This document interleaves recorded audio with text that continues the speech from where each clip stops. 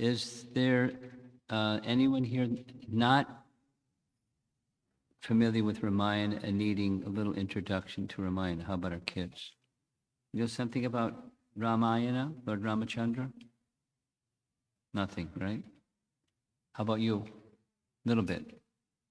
A lot. Oh, you're going to like this. And this young girl over here, how about you? Ramayana, Lord Ramachandra? 0, right? Okay. Ramachandra. When you hear Lord Ramachandra's name, what comes to your mind? Ramachandra, what comes to your mind? Ramachandra. Who was Ramachandra's beloved wife or consort? Her name starts with an S. You know. Sita, right? Sita Ram, right? Sita Ram. And they were in the forest for a long time with one of Ram's brothers, and his brother's name starts with an L. You know, but I'm just these two. I'm getting them a little animated, tuned in. Lakshmana. You heard his name? Sita Ram Lakshman. And there's often a fourth personality who's with Sita Ram and Lakshman. And he's a Vanar or a monkey. You know that one. Name starts with Hanuman. Yes? Hanuman. Okay. Okay. Every year, for many, many, many years, maybe 25 years or more, a group of us have been conducting a retreat at our farm community in Pennsylvania called Gita Nagari. Gita Nagari is a farm. Prabhupada gave it the name, Gita Nagari. And during that retreat, we have a theme and a theme and a theme. And this past Memorial Day weekend theme was lessons from Ramayana. There were 4 or 5 different speakers. Everyone had that theme, lessons from Ramayana. So I spoke on a number of personalities, and now I've added this one personality, Jatayu, some lessons to learn from Ramayana, and a lesson that's being imparted by Jatayu.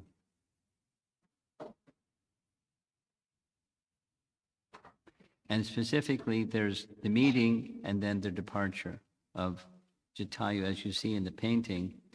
That's Ravana.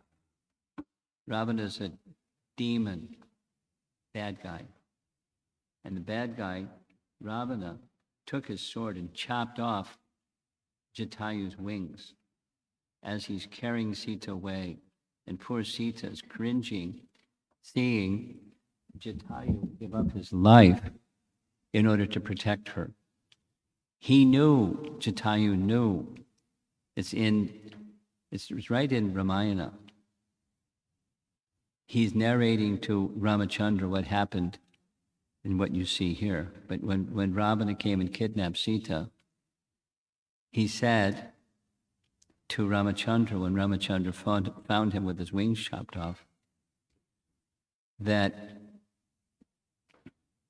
when I went to attack to protect Sita, I have a special benediction from Garuda, because Garuda is an eagle, of course, not just an ordinary eagle, he's an associate of the Supreme Lord, but he had this blessing from Garuda that in the sky he could be invincible, he would be invincible. But this demon, Ravana, is scourge of the whole universe, and my strength against his strength is nothing. It's like a fly compared to a big bird. Nothing. Nothing. I knew I would give up my life, but I couldn't live seeing Sita being kidnapped. Better to give up my life. And so he did. And there's a lesson in the part that I'm going to speak about more specifically. We'll give a little bit about who he is, but he somehow became very very dear to Ramachandra. And some of you know there's a lengthy description of names of Vishnu, Vishnu Sahasranam.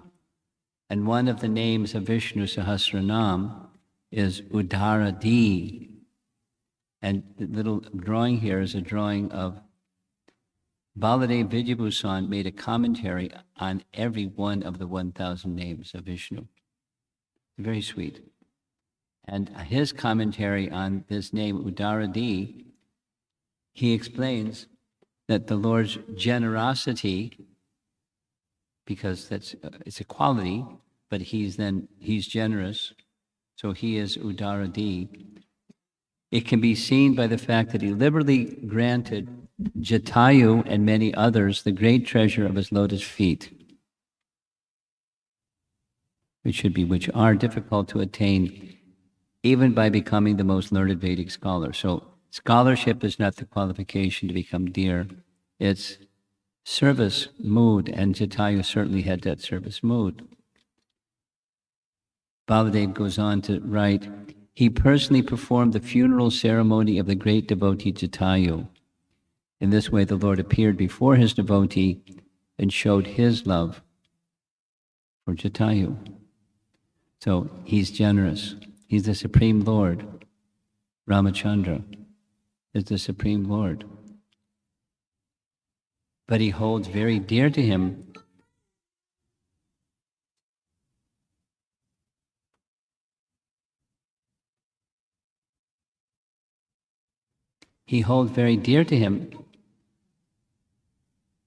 I can see there's going to be a problem this evening. He holds very dear to him those who want to serve him. And that's Jatayu. Jatayu wanted to serve him. Now, and one more reference is from recently we completed a visit to Udupi and Melkote and some other places where Chaitanya Mahaprabhu visited during the course of his South India tour. It was nice. There was about 450 of us together in these places, and we heard many nice stories. And one of the nice stories was about the three deities that Madhvacharya received and installed and worshipped. At least he installed and worshipped Udupi Krishna. And there's meanings of Janardana found in different places in the scripture. Here's the painting of the deity of Udupi Krishna. The long story behind that deity of Udupi Krishna. Here's a quick version of the long story. During Krishna's pastimes in Dwaraka, Devaki was also there. Vasudeva and Devaki were also in Dwaraka. You know, they were his mother and father, and they were separated from him during his pastimes in Vrindavan. And then he came back to Mathura, and then he freed them from the prison house of Kamsa. And when everybody together left Mathura, went to Dwaraka, they went to Dwaraka. So they were with Krishna many, many, many years, except for the Vrindavan Leela part of Krishna's life, and their mother and father. So one day, Devaki said, I didn't have the good fortune of experiencing your childhood pastimes in Vrindavan. Is it possible you could show me your childhood pastimes like in Vrindavan? And Krishna said, sure. And poof, he transformed himself into a little child. And he was on the lap of his mother and playing games and pulling with her hair and, doing little child things, playing and playing and playing. And then he withdrew that form and showed his adult form.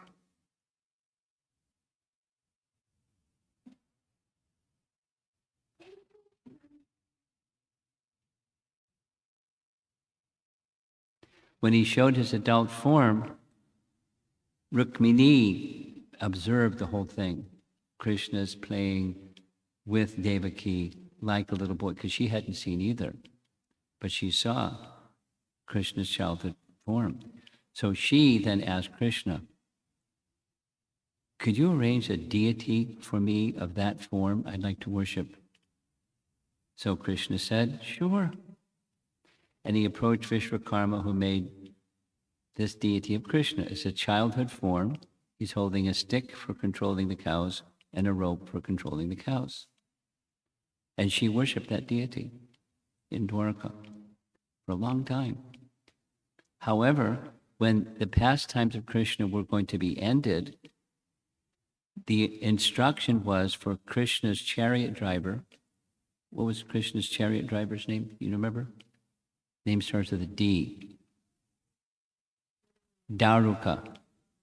Daruka? Krishna's chariot driver.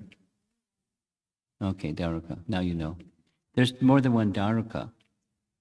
Daruka had a cowherd boyfriend named Daruka also. Daruka.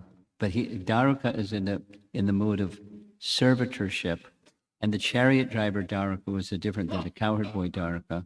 He is also in the mood of servitorship. So Daruka was sent by Krishna.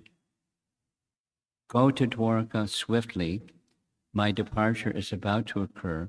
Let the devotees in Dwarka know that my pastimes are going to end, and very soon the whole of Dwarka is going to disappear in the water again, because Dwarka was an island. And therefore, the paraphernalia, which is all worshipable, paraphernalia of Krishna is as worshipable as Krishna is, was all taken to a safe place on the mainland, not at the island.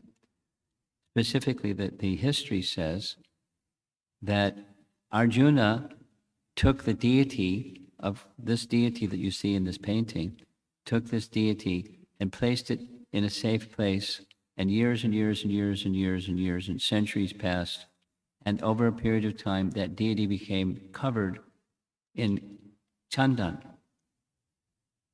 clay. And some time passed, and some boatmen wanted some ballast for their ship. And so they took the big chunk of clay and put it in the hull of their ship as ballast for the ship. Ballast means so the ship doesn't rock as much this way, that way in the waves. It's got a lot of weight at the bottom, at the hull of the ship. You know the pastime? Here's the pastime. One day, Madhvacharya, now a young sannyasi, was living in Udupi, because there was a celebrated temple, Ananteshwara temple in Udupi, that was at the center of the Brahmana community. And he was from that Brahmana, his father and he were from that Brahmana community, so he was residing in Udupi. And by inspiration, one day he wanted to go to the sea to take his bath. On his way to the sea to take his bath, two things happened. He felt a strong internal sense that he was going to meet Krishna that day. And in anticipation of meeting Krishna, the second thing happened. Some verses, some stotras spontaneously started to appear in his mind. He didn't write them down. He didn't have a, message machine with him. His mind, he had a good memory. So he's composing in his mind these prayers to Krishna. He reached the sea. He took his bath in the sea. And lo and behold, in the sea, there was a big cargo ship that got stuck on a sandbar in the sea. Not, far out, but invisible sight. Madhvacharya felt compassion. So what did he do? He took his handkerchief and waved his handkerchief. And by waving his handkerchief, the boat became free from the sandbar. Powerful handkerchief, right? And the captain of the ship saw all this, and he understood the connection. It was Madhvacharya that released him from the sandbar. And so he Madhvacharya motioned with his hand for the captain to bring the ship to the shore, close enough to the shore he could come out, got on a boat, came to the shore, paid his respects to Madhvacharya, and said, "You saved me, so I'd like to reciprocate with you in some way. Please ask for something that I can do for you." And he said, "I'm a sannyasi, I don't need. But I have an understanding, in the hull of your ship, there's a big block of clay, Gopi Chandan. Can you give that to me?" The captain said, "Sure, I'll get some other ballast for my ship." So he sent 30 men to lift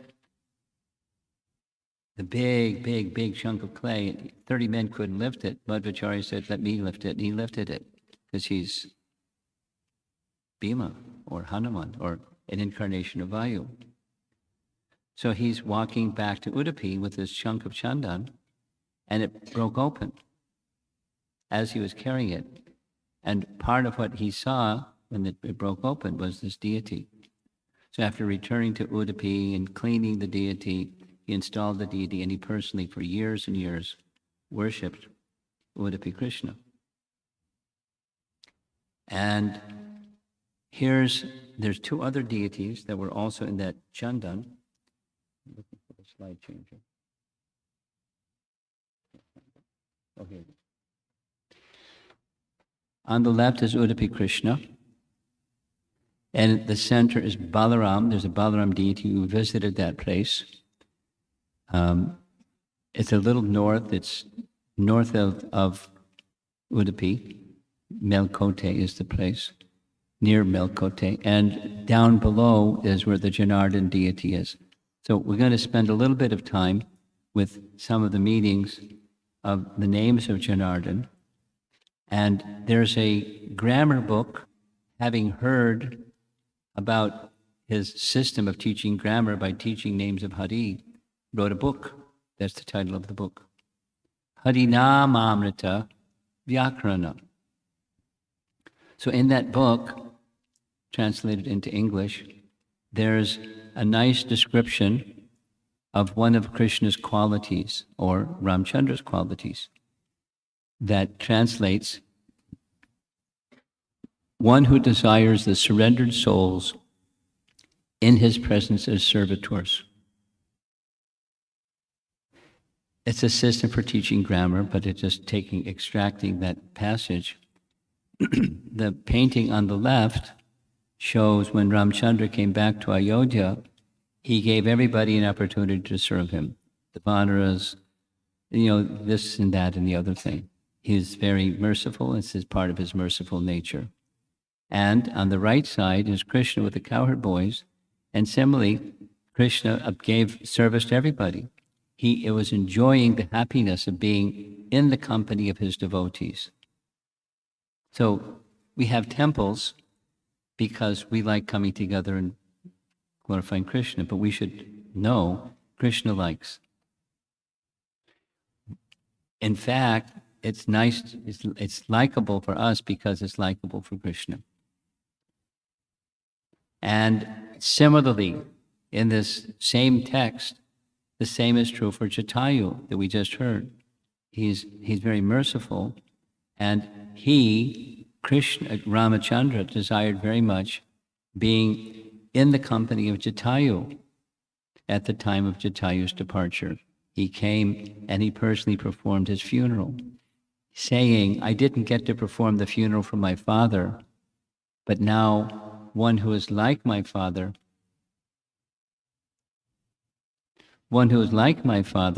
I am able to perform his funeral." So like he would have done for his father, he's now doing for Jatayu. And Jatayu was certainly a surrendered soul, and Lord Ramachandra liked being with him. Of course, there's a sadness in how it happened, etc., but Jatayu was a very dear devotee, and Ramachandra showed his mercy to him. So there's some lessons embedded in all of this. We're going to go back. You know the story. but you'll like the pictures at least. Since you know Ramayana well, you'll be on the edge of your straw mat over there, catching all the nice pictures and the storyline. If I make a mistake, you can correct me, it's okay. This is a painting meant to illustrate when Ram first went into the Dandaka forest, what it was like. No, it doesn't show them dressed in tree bark, but there's Lakshmana. Who is Lakshmana? He's the one in the back. Yeah, on the left. There he's in the back. He's standing behind his elder brother, just guarding, protecting, being his servant. He liked the idea of being the servant of Ram. Although they're brothers, he liked the idea of being the servant of Ram. And there's Sita and Lakshman. Now, in the course of time, they met. This is 10 years into their time spent in the Dandaka forest. He met Agastya Muni. The nice painting. There's the three. That's Sitaram, Lakshman, and Hanuman meeting Agastya Muni. Because just before that, Ramchandra had met Sutikshna. And Sutikshna said, oh, you got to see my brother Agastya. So go that way and you'll find Agastya. So he went and he found Agastya. And Agastya knew, because he's Agastya, he knew that Ramachandra would need powerful weapons. And so he gave him the gift of celestial weapons to deal with Ravana, etc., etc. Now, at this point, Sita hasn't been kidnapped. There she is sitting next to Ramchandra's side. And then again, there's Lakshman behind them doing the protecting program. And there's a very nice section in Ramayana describing what the ashram of Agastya was like. It sounds very heavenly, tranquil, full of lotus flowers and nice leaves of trees and fragrances from the flowers and so forth. Another nice painting, they're meeting Agastya. And another nice painting, same scene. There's Agastya on the left with some sage behind him. There's Ram, Lakshman, and Sita. Now somehow Jambaman and Hanuman got into this picture, but they don't belong there. And then as they're going further, Ram meets Jatayu. And when they meet Jatayu, there's apprehension because they think, uh-oh, Rakshasa doing a trick. So they readied themselves in case that was the case. But Jatayu then began speaking. And the way that Jatayu was speaking of his service to Dasarath and his affection and friendship with knowing intimate details of Ayodhya, Ramachandra and Lakshman could understand very well. He's not a Rakshasa. He's a trustworthy person. And Jatayu asked to be a protector because he's in this body of a vulture. He has big wingspan, very powerful, and he's warrior-like, and I can give protection. Can I just stand guard and make sure that no harm comes to Sita? So he asked for some service. And Ram accepted his service and especially appreciated that he was a very dear friend of his father. Friend. There we see in the background, there's Lakshmana building a cottage. And a little bit of the background, there's Jatayu, who is, standing watch. And Jatayu had a brother, Sampati. Sampati plays a very important role later in Ramayana, but they're two brothers. The elder brother is Sampati, the younger brother is Jatayu, and they're both sons of Aruna. Aruna meaning the chariot driver of the sun god. because before the sun rises, there's dawn. But that's another meaning of Aruna, dawn. But the dawn precedes the sun. So the chariot driver of the sun god is Aruna. And Aruna had a brother, Garuda. This is how Jatayu got the benediction from Garuda, because it's his uncle. So Garuda and Aruna were both sons of Vinita and Kashyapa. This is going way back in the Bhagavatam, as well as Ramayana, that the early stages of creation, without all the details, but this is just a little history, biographical history of everybody. So there's Jatayu standing guard over Sita, Ram, and Lakshman, and at Panchavati, which was recommended as a nice place for them to stay by Agastya. And here's another nice painting. While there's Lakshman doing various services. Of course, Sita knows how to cook, but Lakshmana was cooking and doing this thing and that thing. Here's a similar painting, but different, and by the same artist. And there they are at Panchavati. The cottage is already built. There's Lakshman standing guard. There's Jatayu standing watch. And there's Sita and Ram waiting out their time in the forest. There's Sita picking some flowers and some berries, etc., etc. Another nice painting. And at this place, at Panchavati, in the forest, here comes Shurpanakha.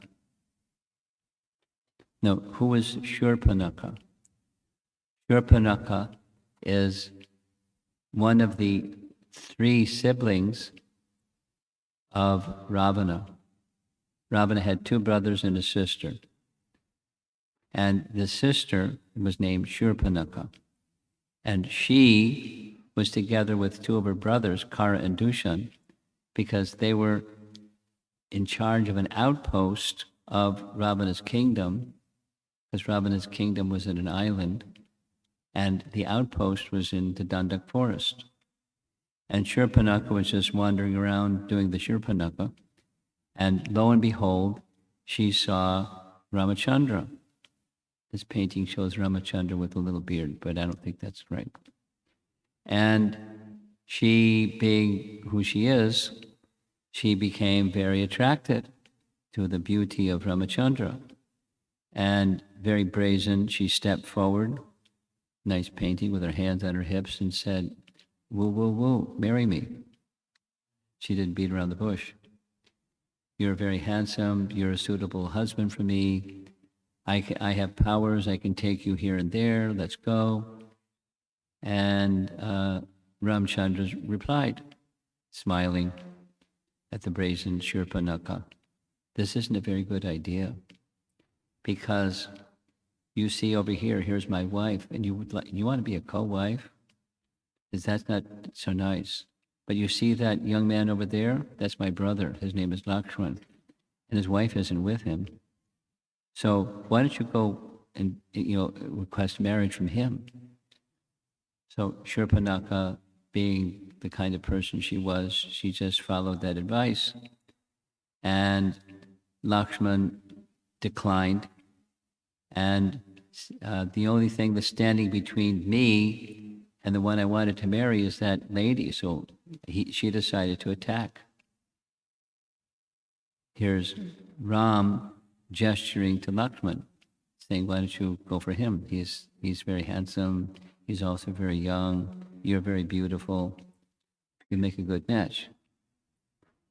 So when she started lunging at Sita to eat her, that was it. So, "Lakshman, stop her." And so Lakshman stopped her. And when the Lakshman stopped her with his sword, he cut off her nose, cut off her ears, and her body, this painting is showing, her body then became transformed into the Rakshasi that she was, instead of this nice-looking lady. And as she's with her nose bleeding and her ears bleeding, she went running back to Kara and Dushan. And, they screaming and wailing and doing what Rakshasas do sometimes. And what happened? What happened? Tell us what happened. She said, what happened? Do something, take revenge. And Kara said, stop your wailing. Immediately, he sent 14 generals to go kill the person who had damaged his sister this way. When they came charging, you see in the painting up there on a hill, Ram sent Lakshman to put Sita in a safe place up on the hill, while he single-handedly dealt with these 14 generals and made quick order of finishing off the 14 generals. And when the 14 generals were killed, then immediately Kara sent 3 more generals. There's their names. And those 3 generals, this is a Muslim painting, you see the Arabic writing, they liked Ramayana. Although their religion was different, they liked Ramayana because he's Ram, he's the Supreme Lord. They didn't necessarily appreciate he's the Supreme Lord, but the story of Ramayana is so charming, they loved it. So here's their Arabic writing, I don't know what it says, and they painted these 3 demons in a very interesting way. And immediately, there's Ramachandra taking care of all 3 of them with his sharp arrows. And that news went back that the 14 generals and the 3 additional generals, these are like right-hand men of Kara. And they were all killed single-handedly. So he, Kara, Dushan, and a third very powerful person, his name starts with a T. Trishiras? Does it ring a bell? No?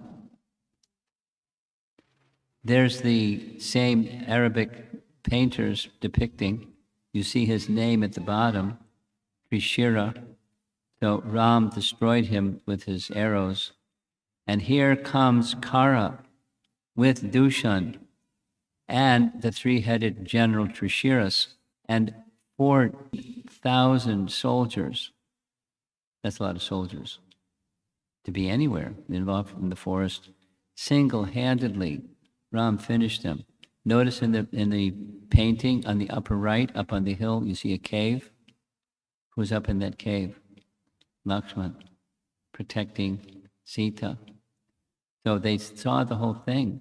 And not only he killed Trishiras and Dushan, but he finished Kara. Finished. Now, one surviving soul was Anukampa. Oh, excuse me, Akampana. So there's Akampana making its way back to Lanka, giving a report to the 10-headed Ravana about his brothers being killed. Oh, Ravana's blood was boiling. He wanted to do something. And he then went to one of his associates. Who did he go to? You know his name. Starts with an M. Marichi. So knowing that Marichi was very mystical and very powerful and very, very everything, he was the right guy. So there's Ravana not showing his 10 heads, but yes, there's his 10 heads, speaking to Marichi, who's off doing austerities. And he said, I have some service for you. And the service I have for you is I want you to destroy Ramachandra. And Marichi froze and became silent and shook his head and gave the whole story of how he had already had an encounter with Ramchandra. That encounter you all know, those of you that know Ramayana. What was the encounter, the previous encounter with Marichi? You can say quickly? Yeah, no, later became a deer, but before that, who was the first demon that Ramchandra killed? What was her name? Shurpanakha. No. Huh? Yeah, Tataka. Tataka. Tataka. Tataka had two sons, Subahu and Marichi. So Ramachandra killed the mother, Tataka. Then later, Ramchandra was taken with Lakshman to protect the ashram of Vishwamitra, because these two were coming and destroying their sacrifices. The two were Marichi and Subahu. You with me? You remember the names, right? Okay. So when Ram dealt with them, Subahu was slain and Marichi was hit with an arrow and went flying, hit by the arrow. So many yojanas, several hundred yojanas, landed in the sea. Whoa. And he was powerful, a mystic, powerful Rakshasa. So he learned his lesson, don't mess with Ram. So here's Ravana saying, not only go mess with Ram, but kill Ram. So in the background you see, there's the painting of Ram, and he's telling Ravana, don't mess with Ram.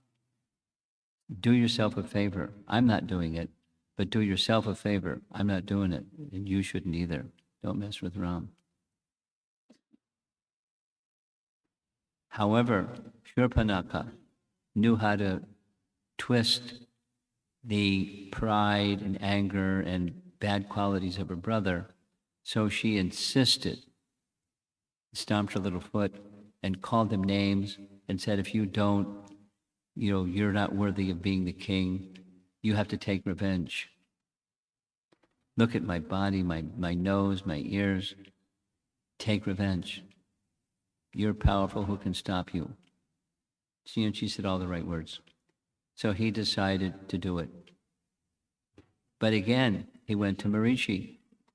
And this time, he didn't take no for an answer. He said, look, either you try to kill Ram or I'll kill you right now. I mean, there's many things he said back and forth. But Marichi said, better to be killed by Ram, because he's noble and you're not. So let me be killed by him. So then Ravana unfolded his plan. You have mystic powers. You can assume the form of a golden deer, and you assume the form of a golden deer, and then Sita will want to possess the golden deer, and you go running off into the forest, and Ramchandra will follow the bidding of Sita, then I can capture Sita. Because, oh yes, very important. What Shurpanakha said was,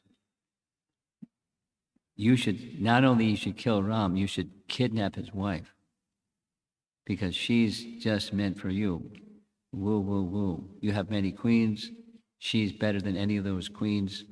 Go for it. You're the lustiest guy I know. Get Sita. He liked that idea. So there they are in Panchavati, sitting in their nice little cottage that was built by Lakshmana. And Sita's doing the cooking, and Lakshman and Ram are enjoying her nice cooking. Imagine Sita's cooking, what that would be like. And there's the deer. And Sita sees the deer. She gets all excited. Lakshman says, that's not a deer. Whoever saw a deer like that, changes colors like a rainbow. That's not a deer. That's a Rakshasa. Don't go for it. It's a trick. It's a trick. And he insisted. And what did Sita say? She didn't pay any attention to Lakshman at all. That's an offense. Because Lakshman in Ramayana is like Balaram is to Krishna, or Nityananda is to Chaitanya Mahaprabhu. He's like Guru. He's the representative of.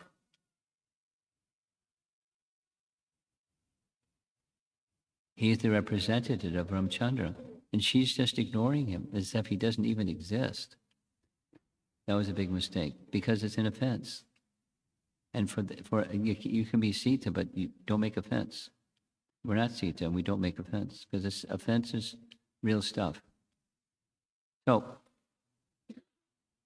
by her insisting and insisting and insisting, Ramchandra said, if Lakshman's right and it's a Rakshasa with my sharp arrows, I'll kill him, no problem. And Sita said something else that's remarkable. She said, even if you can't capture him, you know how much I like the garden in Ayodhya, and we'll go back in Ayodhya, it'll be so nice. And the deer can be in the garden of Ayodhya, it'll be so nice. And if you can't capture him alive, you can kill him. And then together we can sit on a deer skin in Ayodhya. Is that Sita? Not Sita. Who's speaking like that? It's some ventriloquist. She made a mistake. No, it's Leela, because she's the consort of the Supreme Lord who doesn't make mistakes. But she made a mistake for sake of Leela. She was induced by the Supreme Lord to do like this. And so she convinces Ram to go to the forest and find the golden deer and bring back the golden deer. So he chases the golden deer and chases the golden deer and chases the golden deer. He told Lakshman, don't leave Sita's side. Don't leave Sita's side. There he is at the bottom of the painting, shooting the deer. And when the deer gets shot, it's part of the plan, Ravana's plan, call out in a voice that sounds just like Ramachandra, Lakshman, Sita, help, Lakshman, Sita. So Sita hears that calling of a voice. It sounds just like Ram's voice because he's a mystic person who called out after he was shot. And there goes Ram after the deer. There he is shooting the deer. And Sita looks at Lakshman, who doesn't move. Lakshman, you heard? Go help him. He doesn't need help. He's the personality of Godhead. It's a trick. And so then she started saying really bad things to Lakshman. Go. Why are you standing here? Now I understand. All this time you've been here with us, here in the forest, you've been meditating on being with me. In Ram's absence, now you've got your chance. No way, you're never going to touch me. Get out of here. If you don't go and protect Ram and save Ram, I'll take my life. I'll enter into fire. And she said many heavy things. That's it. That's 3 strikes and you're out. He's offended Lakshman 3 times. Bad. So it's not in Valmiki Ramayana, but it's in some of the Ramayanas, like Tulsi Ramayana. You see in this painting, Lakshman drew a circle around the Panchavati cottage and said, don't step outside the circle. And if you stay inside the circle, you're protected. So here's another painting which shows the circle, and Ravana appearing as if he's a mendicant, and Sita is a virtuous lady. She wanted to serve the mendicant who was there in the forest. But he induced her to step over the circle. So here, another painting. And there's the deer in the back. And there's Lakshman. Of course, Lakshman wasn't with Ram when this happened. There you see very, very, very close to the cottage, you see that little circle again? And in order to give him some alms, she reaches across that little circle, and that's when he takes advantage and grabs her arm and whisks her off into the sky because he's a Rakshasa that has powers. And there she goes into the sky. And she calls out for Ram and Lakshman to help. And as she calls out for Ram and Lakshman to help, who would come but Jatayu? Back to Jatayu, because he was left behind all the time to guard and protect Sita. And there's Ravana grabbing Sita's hair and taking off with Sita. Now, this painting shows that he had a chariot rather than just flying in the air, because he had a chariot. And Jatayu calls out very loudly the name of Ram, according to Ramayana, with the name of Ram on his tongue. He speaks some strong words to Ravana, and Ravana laughs. And he says, "You're so powerful, but I'm not going to, while I'm still alive, you're not going to be able to take Sita away with no interference." And so he went flying after Ravana. There's different paintings. Again, this is in Arabic on the background, on the upper right-hand side. And there's a big battle that ensued between him, Jatayu, and Ravana. In the course of the big battle between him and Ravana, he broke his chariot. He killed the asses that were pulling, or donkeys that were pulling the chariot. But then Ravana became very disturbed, and powerfully he chopped off his arms, his wings. Here's another more modern painting. This is a BBT painting. See how big Jatayu is, and he's got the asses in his claws. A big fight. There's the 10-headed Ravana. Poor Sita, terrified by this situation, and he chops off Jatayu's wings. And this painting we saw earlier. So Sita is very distressed. And as this painting is showing, there's the chariot broken into pieces. There's the horses upside down, dead. There's Ravana carrying away Sita. And in the upper right, as she's passing over Rishamukh mountain, she's dropping her jewels or her ornaments in a cloth. And then she sees some Vanaras on top of the mountain, and she drops the jewels off. Now this painting is a B.G. Sharma painting, very nice.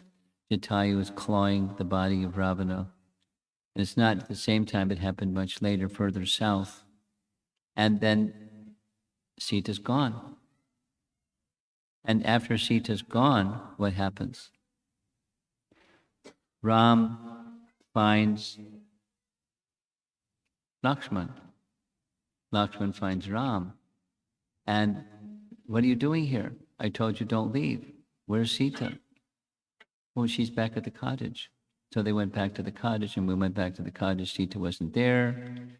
They saw a big mess of, that the chariot and the horses and the whole thing. So Sita's been kidnapped, and they searched and searched and searched and searched and searched and searched. And now comes this Vipralambha. The love and separation from Sita is just beginning. And this is towards the end of the 14 years in the forest. And they were getting ready to go back to Ayodhya. But now this calamity.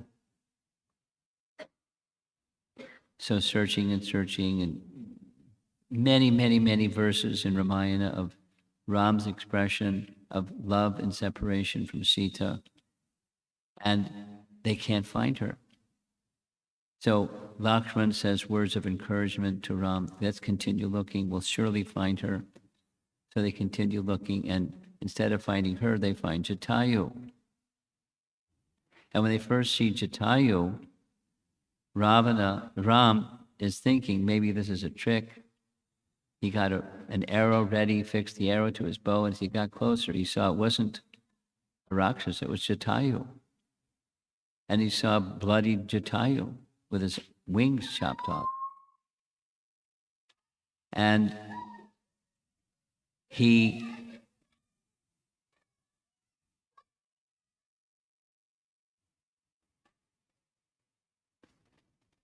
Homes need a playground, I guess. One of the words spoken by Jatayu towards the end, just before he expired, he assured Ram, "Don't worry, I assure you." The kidnapping took place at what is known as the Vinda hour, and according to scripture, treasure that's lost at the Vinda hour is regained. So surely you will get Sita back. And I want to share, because part of what we're doing this evening, at least my understanding is, our hostess recently lost the association of her father, and this is the grieving period traditionally. So these words are in his honor, and it's the words that Jatayu spoke to Ramachandra before he left his body. And it's filled with moral instruction and transcendental instruction and words of courage. So I'm just going to read. This is paraphrase, it's not the exact translation of the Dharmic Ramayana. Jatayu says to Ram, "You're not just the king of Ayodhya, you're the king of the universe. Like Indra and Varuna are also very elevated in universal affairs, you're the king of kings." So he's saying, these are words that I spoke. Jatayu is saying, these are the words that I spoke to Ravana as he's carrying Sita away. He had a nice lesson. You're also a king, and you desire to kidnap the wife of such a king?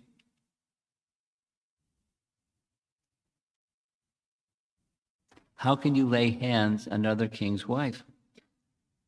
A queen is always to be protected. There are 7 mothers, and one of those mothers is the wife of a king. The wife of the king is to be protected. And you're kidnapping her to take her away? This mentality of yours of abducting another man's wife, what to speak of Ram's wife, such acts are deplorable. A thoughtful person will always protect another person's wife as if he would protect his own wife.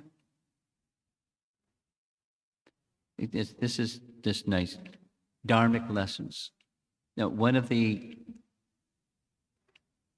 this young man that knows Ramayana, Maryadama Purushottama. You've heard that phrase before? Yeah.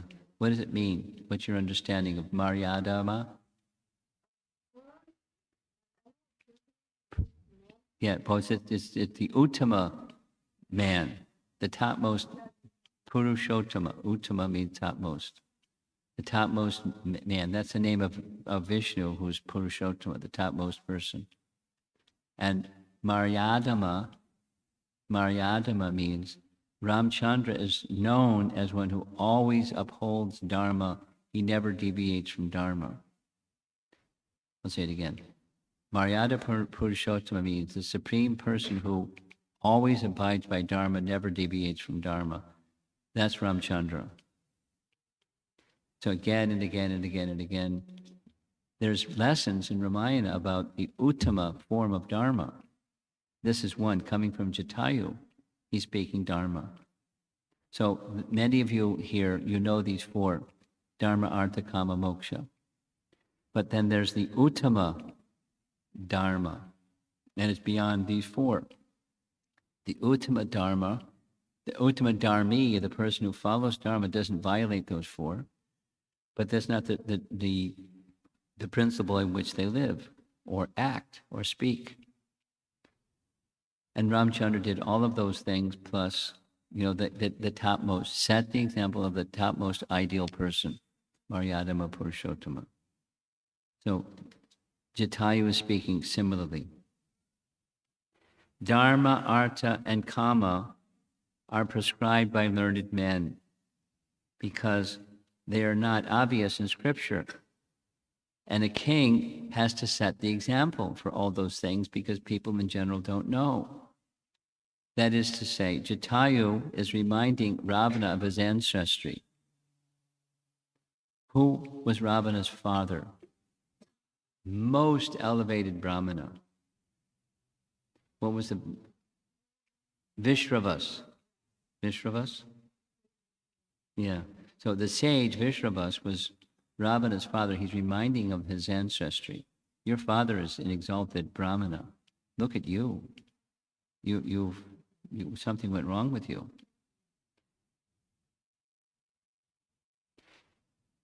This is something that's done for persons who are noble, and to remind them of their nobility and to abide by nobility in the actions and behaviors and speech of a noble person.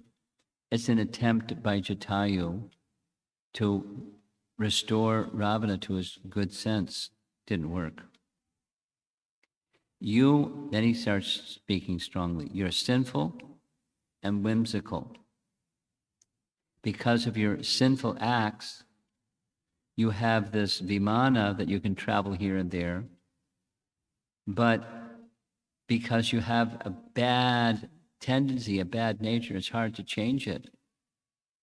Prosperity can make one become very deviant and devious. So it's difficult in dealing with a person like you.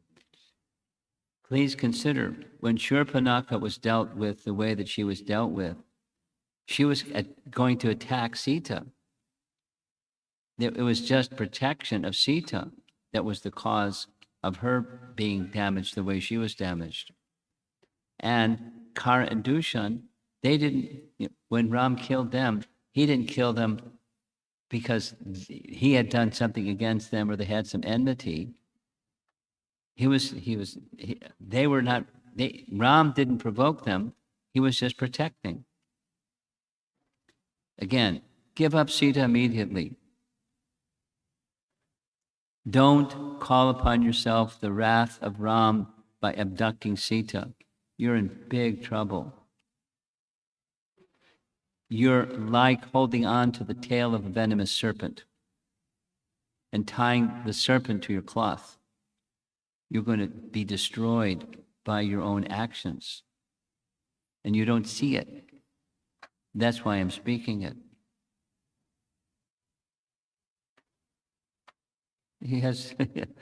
It's philosophical and it's strong, but it's nice to hear. We may not be in a situation where we can speak like this to somebody, but Jatayu is fearless and bold, and he's speaking like this to Ravana. It's not like Ravana wasn't given a chance to set the record straight. One should carry only weight that one can bear without tiring. One should not eat more than one can digest without falling ill. Know your limits. You're past your limits. This is too much sinful. Give it up. Restore Sita. Take her back to Panchavati. So there's this life, and then there's your next life. You're finished. Please desist. Ravana, I have dedicated myself to serving my father. Who was his father? Aruna, right? Yeah. Aruna? And forefathers for 60,000 years. Jatayu was very old. I'm old while you are equipped with bow and arrows on a chariot and fully armored, yet you will not be able to safely take Sita away from here. You cannot forcibly take Sita under my watch. Stand and fight. He tried reason, he tried logic, he tried flattery, he tried reminding of his ancestry, he tried and he tried and he tried. But he wasn't going to let Sita go without making an earnest effort. He says all these things to Ramchandra before leaving his body. And then he gasps and is choking on blood.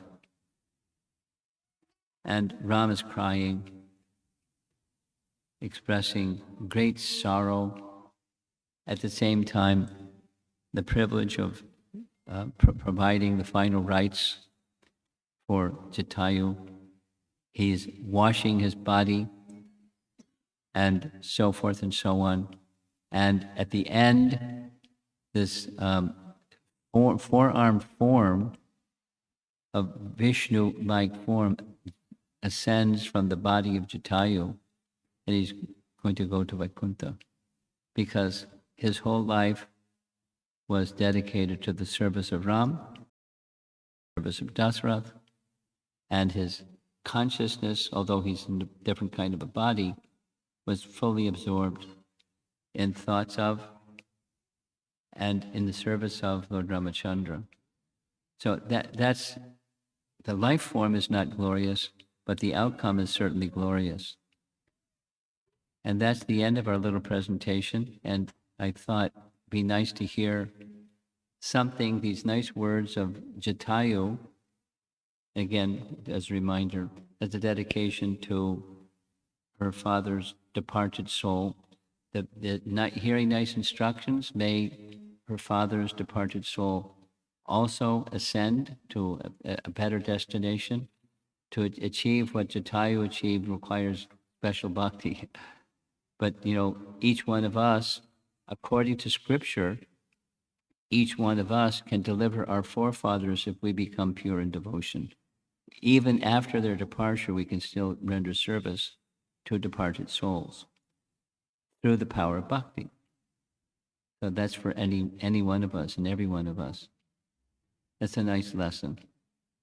It's just described in detail. You can read it in the story of King Nriga, who became a lizard, and it's a very nice description. So that's our discussion for this evening. Jatayu's departure. So let's see if there's some discussion.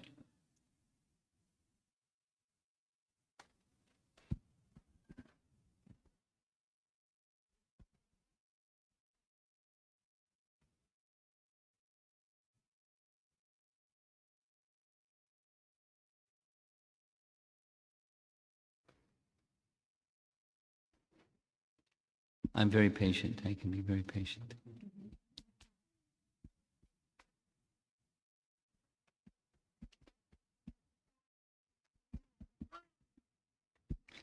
You did pretty well. You sat through this whole thing.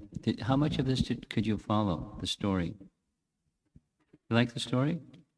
Yeah. Hare Krishna Prabhuji. Here. In the back. Okay, Yeah. gotcha. So I have a question. So this is from what I read or what I heard regarding the Jatayu story, that as we are doing this program in memory of my wife's father. Yes. So the question is somewhat related to this. Okay, good. That what I read or what I heard was like Prabhu Sri Ram, he did the last rites for Jatayu. Yes, he did. So can you just shed some light on that part or? Well, what do you mean shed some light on? So He doesn't give any detail of what the rituals were that he did. He's off in the forest, and so obviously there's modest of what he could do, but he did, there's, offering of water, offering of certain prayers, etc. It doesn't say that to my memory, it doesn't say that he performed a fire, put the body of Jatayu into a fire, but because it doesn't, to my knowledge, it doesn't say that. It's just prayers for the destiny of the soul. Let's do this. Go back to Chitrakoot. And when Ram heard that his father had left his body, left the world, he went to the river and offered water into the river with certain prayers. So it's respecting the departed soul with some formalities. But it's not just observing formalities. It's, the well-being of the soul is being respected in certain procedural ways. So it's just like the painting showed, they brought water, didn't say from where, and they offered the water for the departing soul of Jatayu. Yeah, so my question was around because there are so many misconceptions or like formalities that who has to do the final rites and who not. And so I think so Prabhu Sri Ram, when he did the last rite for Jatayu, and I guess there was no There were blood. no brahmanas in the Right. forest. Yeah. So he did what he could do, should do, given the circumstance. Now, if one has qualified brahmanas, like you say, different ideas. You ask different brahmanas, you get different ideas. That's my experience. But therefore, it's good to know people that are in disciplic succession by Siddhanta, and also in disciplic succession for the procedures. Now, in modern times, for you and for me and for us in the room, there are devotees that are well acquainted with Hari Bhakti Vilas, and they know the procedures. And they're simplified, medium, and far more elaborate procedures. The simplified is what's essential. So find somebody in this, in the future, find somebody that knows those procedures and can do them in a brahminical function on your behalf. Is Thank that you, right? Prabhuji. Yeah. That's what you're looking for. Okay. Thank you. Hari Bhakti Vilas is the text, that's the source.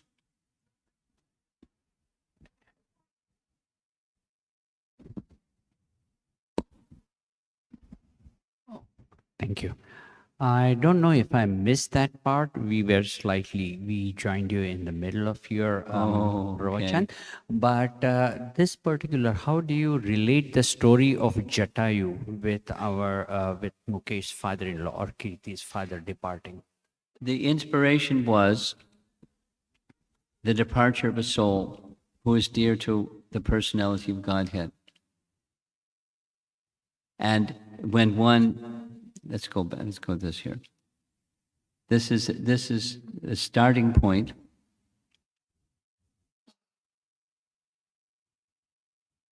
The starting point is two references.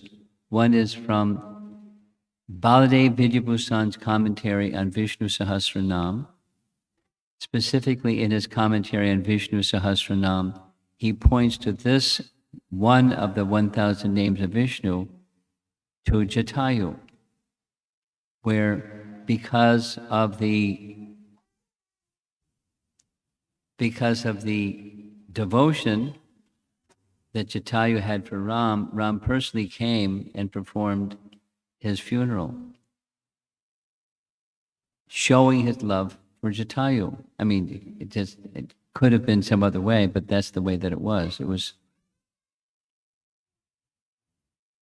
illustrating or indicating the love of Jatayu for Ram. So, and Ram is very kind unto such persons. That's the connection. The soul's connection with the personality of Godhead, and the personality of Godhead's reciprocation with one who has affection for him. That's the linking point. And here's another one. We cut the part that you missed. This is towards the beginning. But in the Harinama Vyakarana by Jiva Goswami, there's this passage where it says the Supreme Lord desires his surrendered souls to be in his presence. And that's illustrated also by this Jatayu.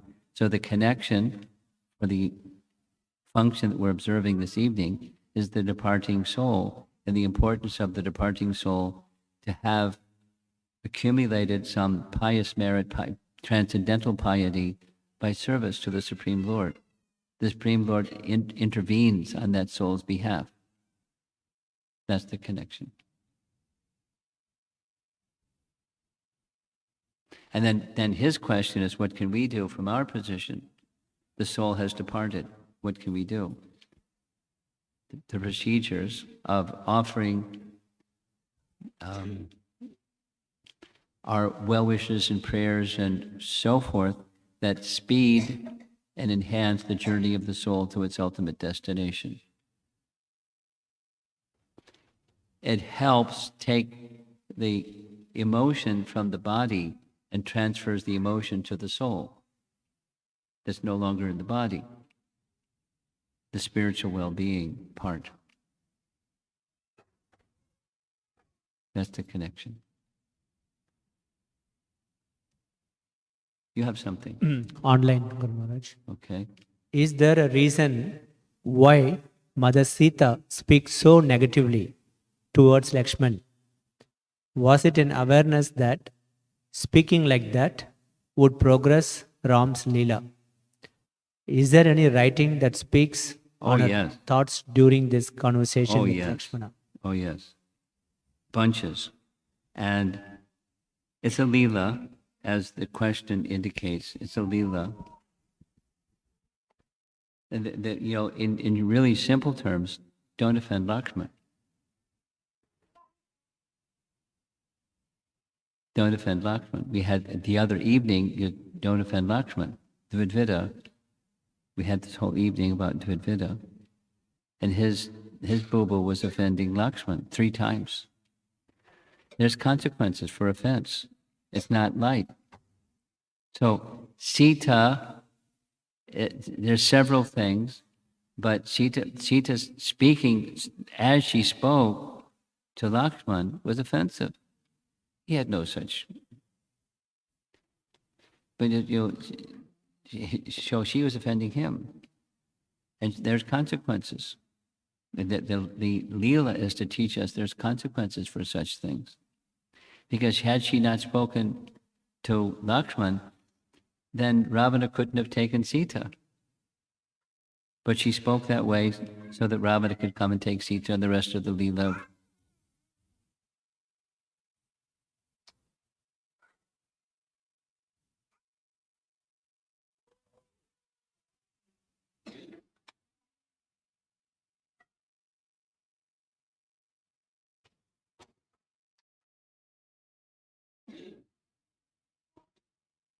You're householders with children, and you're used to that kind of sound, and I'm not. So pardon me for pausing like that.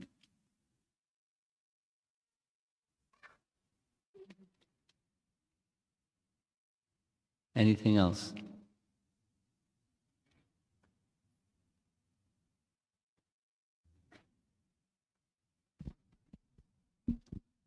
Hare Krishna Maharaj, Hare दंडवत Krishna. प्रणाम. श्रील प्रभुपाद की जय, गुरु महाराज की जय. So I just want to share, like when my father left, I was reading 15th chapter of Bhagavad Gita, and middle of that he left his body. Really? 15th And- chapter. Yes. Ooh, I was reading, and he was like the mantra. Just was, like, listening. yeah. And during that time, he left his body, and but after his death, I was like kind of with so much emotions. Later, I found Prabhuji, Satyasai Prabhuji said like he left in the like on the day of Bahulashtami. really? And when we were doing the cremation, Satyasai Prabhuji came and some devotees came and they were doing kirtan for him at the time of cremation. And today is 10th day, and the soul is still here on earth, not started his journey, and soul got your association. He's hearing maybe here from you. We got your presence.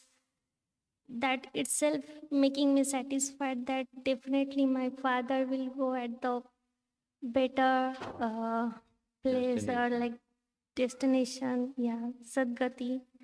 And I just want to thank you to you that you and Satyasai Prabhuji, you just bless on us, and thank you so much. I have some thought that I want to share in response to what you just shared. On the car ride over here, I was informed that on your father's behalf, you would like to offer, there's a table in the back with many books.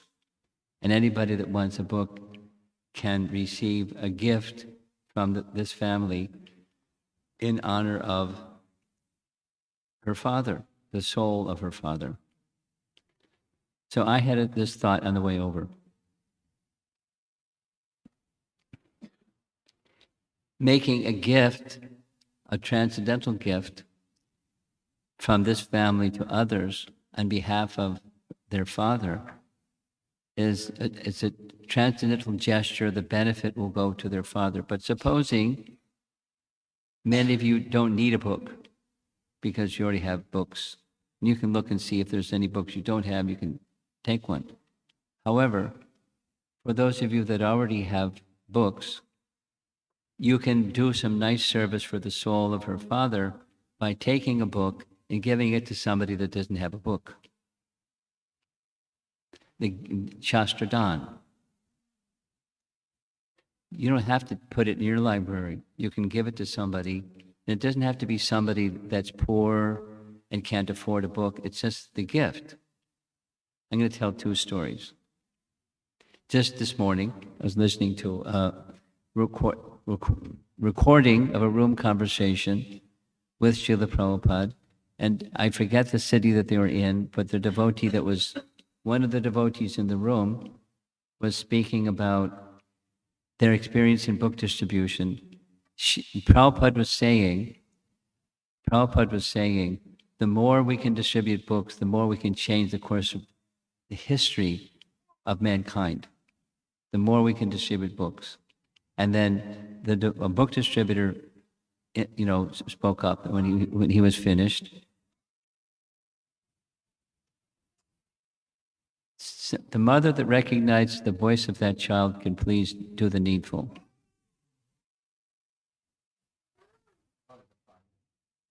Father or mother, do the needful, because somebody's out of control over there.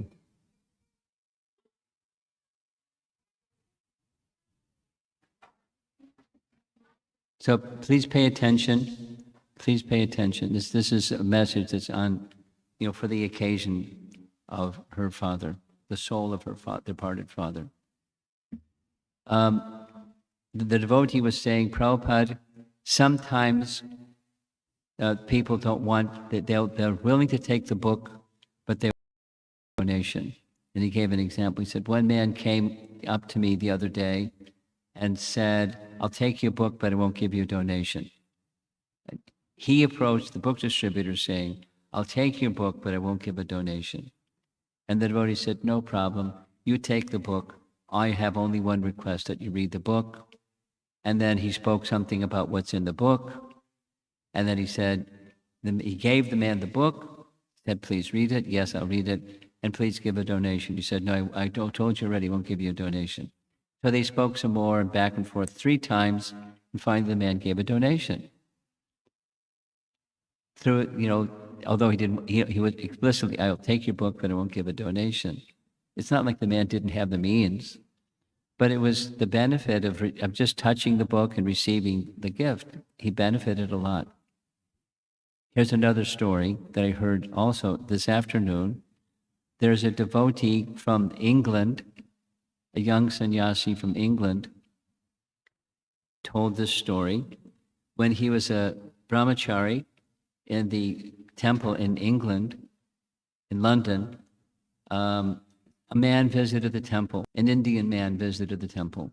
And he just out of curiosity and friendship, he asked the man, how did you get involved? And he said, he told a little story. The little story was, he passed through a traffic light, and the electronics caught him passing through the traffic light when it was red. And so while he's away on vacation, he's getting these notices on his phone saying, you're in violation, you have to pay a fine. And he was in vacation, so he didn't do anything, and it happened 4 times. And the 4th time it said, notice in the mail that says you have to appear in court.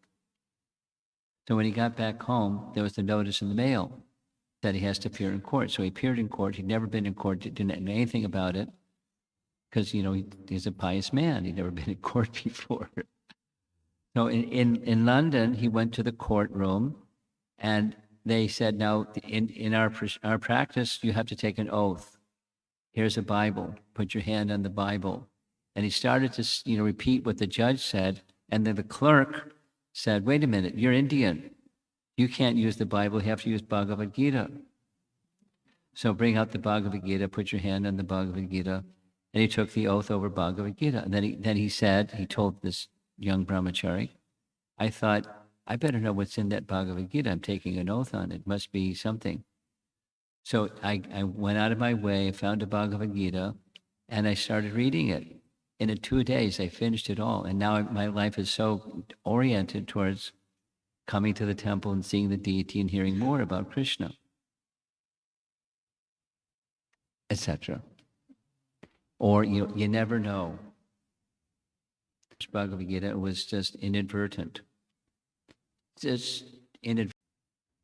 That this man was an Indian man, but didn't know what was in Bhagavad Gita. But because of the circumstance, he started reading it, and now he's coming to the temple. Who knows?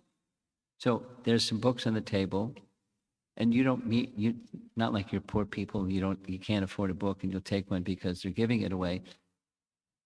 That may be the case, and maybe you see a title that you don't recognize, and you want that book. Take that one, and consider, and for the benefit of the soul of her departed father, take a book, or more than one, and find a person that doesn't have one, and make a gift.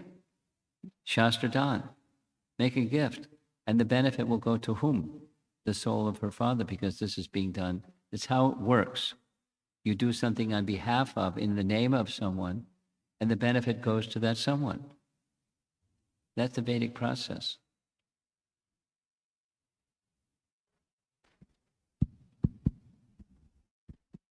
Okay. Online question. Online question. How can we appreciate these pastimes metaphorically, since it's well known that in this age, the devotee and the demon lie within the same body? Well, you amplify the devotee part. And how do you amplify the devotee part? It's by Shravanam Kirtanam, by hearing and chanting. You de-amplify the other, and you amplify the devotee part. It's cleansing and awakening. So that's how.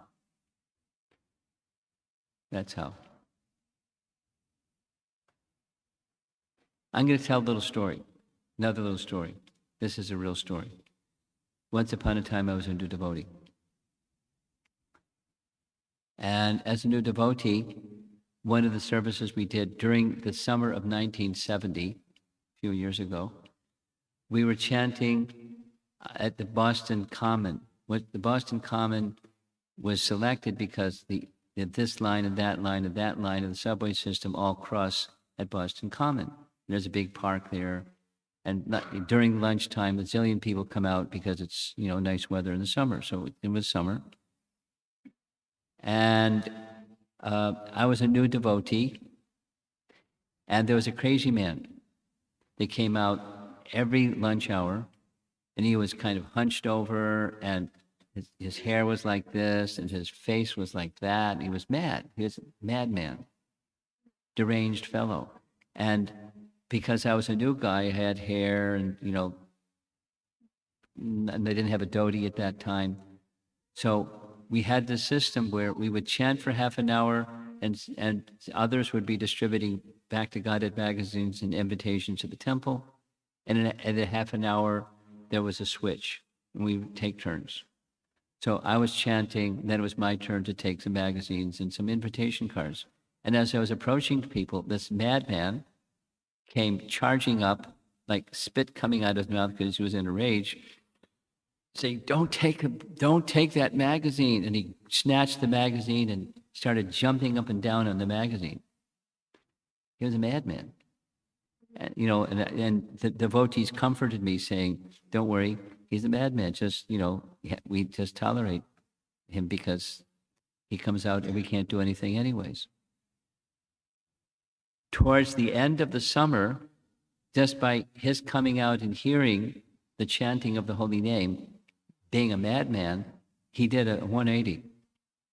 He was still a madman, but whenever we would approach people, he would say, take the magazine, it's good. No, I don't know how people responded to his madness. I probably like stay away from the guy because he's a mad guy. But he did a complete 180 just from hearing and being in the company of devotees. So you never know. It's not always going to end like that, but that's what happened. And that was, you know, in my first summer of living as a Hare Krishna devotee, I learned it's one of the lessons I learned. That this Maha Mantra is very powerful, and congregational chanting is very powerful. Bring it to the public, and take this transcendental wisdom and bring it to the public. It's transformational. It's not always going to look like that one, but it's transformational. Back to the question, the answer, part of the answer to the person answering the question. There's two parts within everybody. Let the good part come out and let the other part get cleansed away. Gradually.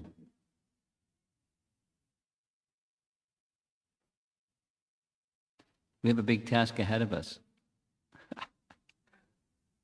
And part of it happens in here. Big part is make our own heart clean so we can be an instrument for others. Beware of offense. It's a big problem. I think that's it. Thank you very much. Srila Prabhupada ki jai. His Holiness Rampal Maharaj ki. So now Mukesh Prabhu will say just a few